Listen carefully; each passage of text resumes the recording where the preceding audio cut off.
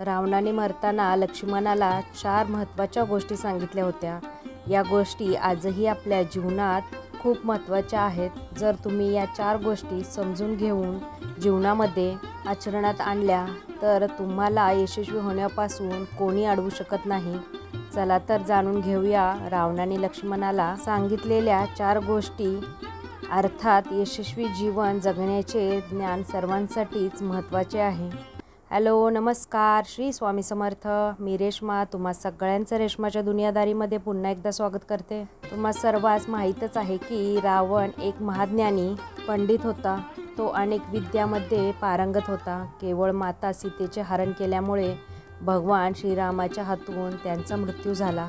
तुम्हाला माहीत आहे का, जेव्हा रावण मरणावस्थेत पडलेला होता आणि अंतिम घटका मोजत होता तेव्हा भगवान श्रीरामाने स्वतःहून त्यांचा छोटा भाऊ लक्ष्मणाला रावणाकडून आयुष्याचे ज्ञान घेण्यास सांगितले होते. या ठिकाणी सर्वात आश्चर्यकारक वाटणारी गोष्ट ही आहे की रावणाने त्यांच्या शत्रूला हे ज्ञान देण्यासाठी अजिबात कोणतीच कुचराई केली नाही.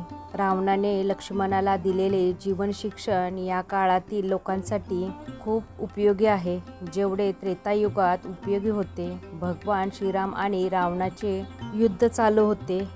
युद्धाच्या अंतिम दिवशी जेव्हा रावण भगवान श्रीराम यांच्या बाणाने जखमी होऊन मरणावस्थेत पडलेला होता तेव्हा भगवान श्रीरामांनी लक्ष्मणाला म्हटले, जा आणि रावणाकडून जीवनातील राजनीतीचे ज्ञान घे. थोरले भाऊ भगवान श्रीराम यांचे बोलणे ऐकून लक्ष्मण सुद्धा द्विधा मनस्थितीत पडले आणि म्हणाले, तुम्ही हे काय बोलता आहात? एक अत्याचारी राक्षस जीवनाशी संबंधित मूल्याचे शिक्षण कसे देणार? हे ऐकून भगवान श्रीराम हसून म्हणाले, लक्ष्मणा, तुला माहीत नाही, रावण राक्षस होण्याबरोबर एक महाज्ञानी सुद्धा आहे. तो एक महापंडित देखील आहे. तो एक महान शिवभक्तही आहे. तो एक ब्राह्मण आहे. त्यामुळे त्याच्या मृत्यूपूर्वी त्याच्या जवळ जा आणि त्याच्याकडून जीवनाचे ज्ञान मिळवून घे. त्यानंतर लक्ष्मण भगवान श्रीरामांना प्रणाम करून रावणाजवळ गेले. रावणाजवळ जाऊन लक्ष्मण रावणाच्या डोक्याजवळ उभे राहिले आणि म्हणाले, हे लंकेश, मी तुमच्याकडून जीवनाशी संबंधित राजनैतिक ज्ञान मिळवण्यासाठी आलो आहे. रावणाने मात्र लक्ष्मणाच्या अभिवादनेचे काही प्रत्युत्तर दिले नाही. खूप वेळ झाला तरी रावण काही बोलेना. म्हणून लक्ष्मण भगवान श्रीरामाकडे परत गेले आणि म्हणाले, रावण माझ्या प्रश्नाचे उत्तर देत नाही. भगवान श्रीराम म्हणाले, लक्ष्मणा, ज्याला ज्ञान मिळवायचे आहे तो देणाऱ्याच्या डोक्याजवळ नाही तर पायाजवळ उभा राहतो. त्यामुळे परत जा आणि रावणाच्या पायाजवळ उभा राहून त्याला परत आग्रह कर. भगवान श्रीरामांनी असे समजावून सांगितल्यानंतर लक्ष्मण पुन्हा रावणाजवळ गेले आणि रावणाच्या पायाजवळ उभे राहून आपले दोन्ही हात जोडून म्हणाले, हे लंकेश, कृपा करून तुम्ही मला जीवनाचे रहस्य समजावून सांगा.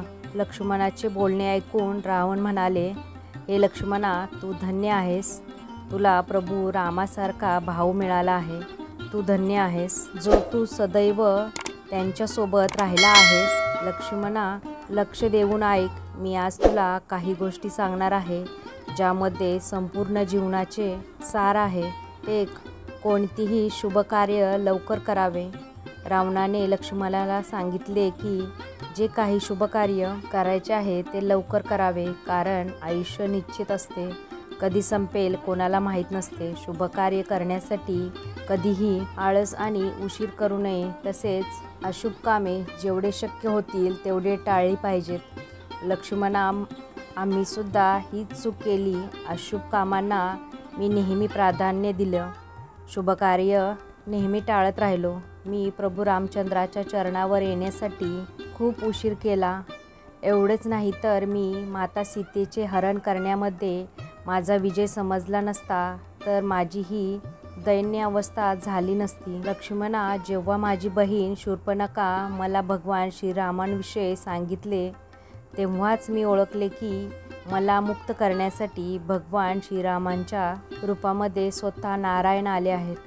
काही शुभकार्य असेल ते गाजावाजा न करता आणि लवकर करा, कारण आपले जे दुश्मन असतात त्यांना ह्या गोष्टी पाहवत नाहीत आणि ते लोक आपल्या शुभ कार्यामध्ये अडथळे निर्माण करण्याचा प्रयत्न करतात. आपल्या प्रगतीमध्ये अडथळे निर्माण करतात. आपला अहंकार आपला सर्वात मोठा दुश्मन आहे. म्हणून तर माझ्या अहंकारामुळे मी त्यांच्या चरणावर नतमस्तक झालो नाही आणि हेच कारण आहे की आज माझी अवस्था अशी आहे.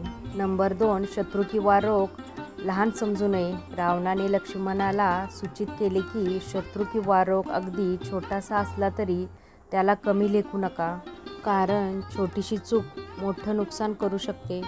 तुमच्या शत्रूला कधीही निर्बल समजू नका, कारण जेव्हा परमपिता ब्रह्मदेवानी माझ्या तपस्येने प्रसन्न होऊन मला वरदान मागण्यासाठी सांगितले होते, तेव्हा मी वानर आणि मानवाला सोडून सगळ्या गोष्टींवर विजय प्राप्त करण्याचे वरदान मागितले होते. त्यावेळी मी असा विचार केला की वानर आणि मानव हे दोन्ही तुच्छ प्राणी आहेत. माझ्यासारख्या बलशाली योद्धाचे काहीच वाकडं करू शकत नाहीत. हे लक्ष्मणा, आज बघ, या दोन्ही प्राण्यांमुळे माझा अंतिम श्वास मी मोजत आहे. जर मी वानराला व मानवाला माझ्या अहंकारामुळे निर्बळ समजलं नसतं तर माझी ही अवस्था झालीच नसती. नंबर 3, स्वतःचे रहस्य गुप्त ठेवावे. रावणाने लक्ष्मणाला सांगितले की व्यक्तिगत रहस्य कोणालाही सांगू नये, कारण रहस्य बाहेर पडल्यास त्याचा आपल्या जीवनावर वाईट परिणाम होऊ शकतो. परिणामी आपणास प्राणसुद्धा गमवावं लागू शकते.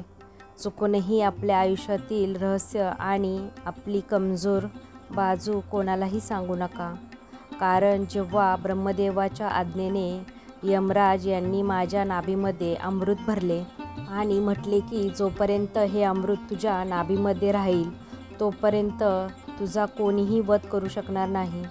परंतु मी काय केले, मी माझ्या भावाला बिभीषणला माझे रहस्य सांगितले आणि ही चूक आज माझ्या मृत्यूचे कारण बनले आहे. त्यामुळे कोणालाही आपल्या आयुष्याशी संबंधित गुप्त गोष्टी सांगू नका. आपलं धन, आपली स्त्री, सर्व काही गुप्तच ठेवा. एवढंच बोलून रावणाने आपल्या प्राणाचा त्याग केला. त्यावेळी लक्ष्मणाच्या डोळ्यातून सुद्धा अश्रू वाहत होते. या 3 उपदेशांमधून आपण अनेक गोष्टी शिकू शकतो. आपल्या जीवनात सकारात्मक बदल करण्यासाठी हे उपदेश आपल्याला खूप प्रेरणादायी आहेत. ही एक पौराणिक कथा आहे. या कथेतील सर्व तथ्य पूर्णतः खरे असावेत असे नाही. आपल्यासाठी फक्त यामधून मिळणारा उपदेश खूप महत्त्वाचा आहे. हे उपदेश समजून घेतल्यास तुम्हाला तुमच्या जीवनामध्ये त्याचा निश्चित फायदा होईल. आनंदाचे क्षण नेहमी शांततेत साजरे करा, कारण आपण आनंदात आहोत हे बरेच लोकांना पाहवत नाही. चिंचेला पाहून जसे पाणी सुटते त्यावेळेस आपल्या जिभेची सृजनशक्ती जागी होते, अगदी तसेच आपले आनंदाचे क्षण आपल्याला साजरे करताना कोणी पाहिले तर त्यांची नजर लागू शकते. जर आपले हितचिंतक जास्त असतील तरच आपल्यावर वाईट नजरेचा परिणाम होत नाही, कारण आपले हितचिंतक नेहमी आपल्याला शुभ आशीर्वाद देत असतात. कोणाशी प्रेम त्याला न सांगता करावे. आपल्या आवडीच्या व्यक्तीसोबत जीवन जगा. बाकीचे तर फक्त वेळ वाया घालवतात, कारण ही दुनिया एवढी स्वार्थी बनली आहे की स्वतःच्या फायद्यासाठी काहीही करण्यासाठी मागे पुढे पाहत नाही. त्यांचा उद्देश एवढाच असतो की गोड बोलून आपल्याकडून काम करून घेणे. म्हणूनच तुमचे हितचिंतक ओळखा आणि फक्त त्यांच्याबरोबर तुमचा मौल्यवान वेळ खर्च करा. झालेले नुकसान कोणालाही सांगू नका. या जगात खूप कमी लोक असे आहेत त्यांना एखाद्याचे नुकसान झाल्यावर दुःख होते, मात्र बरेच असे लोक आहेत की नुकसान झाल्यावर त्यांना आनंद होतो. उलट ते लोक लगेचच जखमेवर मीठ लावायला तयार असतात, कारण त्यांना दुसऱ्यांसाठी चांगला विचार करणे जमतच नाही. लोकांना नेहमी जाणून घ्यायचं असतं की तुम्ही किती कमवता. तुम्ही तुमचा पैसा आणि संपत्ती शक्य तेवढी गोपनीय ठेवा. ते तुमच्यासाठी फायद्याचे ठरेल, कारण हल्ली लोक फक्त स्टेटस बघतात आणि त्यांना जाणून घ्यायचं असतं की कोणी किती पैसा खर्च करून आपले जीवन आनंदात जगत आहेत.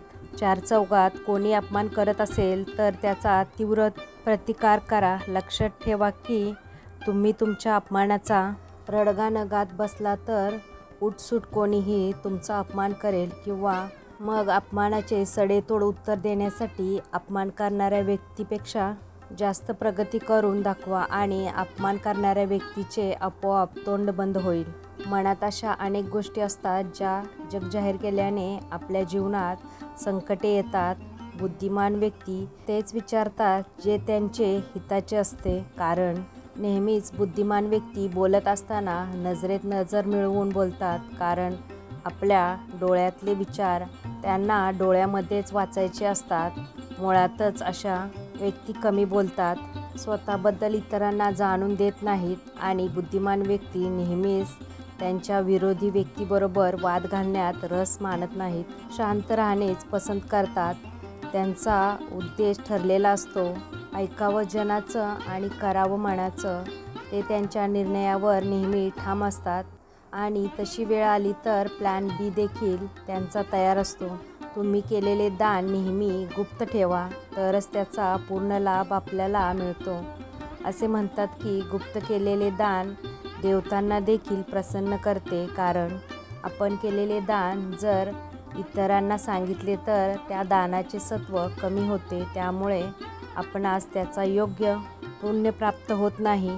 पूर्वीपासूनच लोक म्हणत आले आहेत की केलेले दान आणि मिळालेले धन नेहमी गुप्त असावे.